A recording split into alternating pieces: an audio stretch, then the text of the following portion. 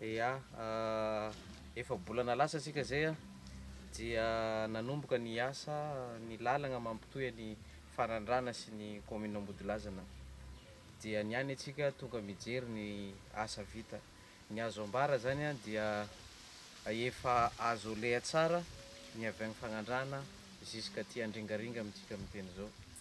Vita fanavaozana ny lalan'ny tany amin'ity lalana ity a, tegna eo amina 20 minitra miala avy agny fanandrana de tonga aty Andringaringa raha lalana natao tagnatina adiny 2 teo eo zegny ampahan-dalana zegny.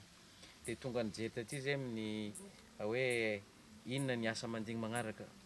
Ny asa miandry magnaraka zany a de eo mpamolavolana zay io a ny fiampitana makagny Andringaringa am'zegny a juska hatragny Volobe.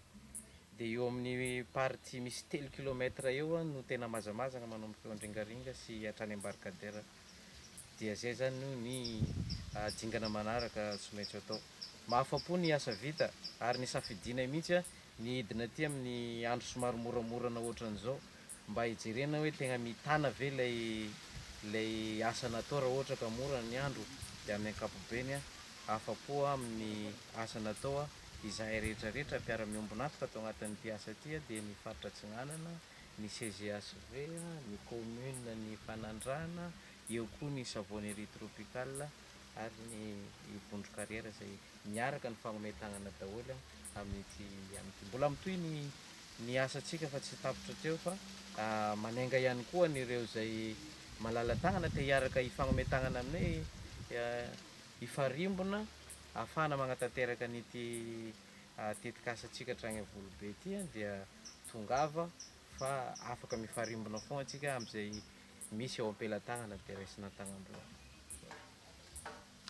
À la CGHV, nous sommes particulièrement heureux du bon avancement des travaux en partenariat avec la région Atsinan, la savonnerie tropicale et Yvonne Carrière. C'est l'effort de tous qui nous a permis aujourd'hui d'arriver jusque presque au point Ringaring, dans des conditions de transport très satisfaisantes, une grosse amélioration de la piste. L'objectif, c'est bien sûr d'améliorer la voie de circulation jusqu'à la commune d'Ambodilazane. On n'y est pas encore, mais en tous les cas, on appelle d'autres partenaires à pouvoir également nous rejoindre pour permettre l'amélioration des voies de circulation en toute sécurité. Merci.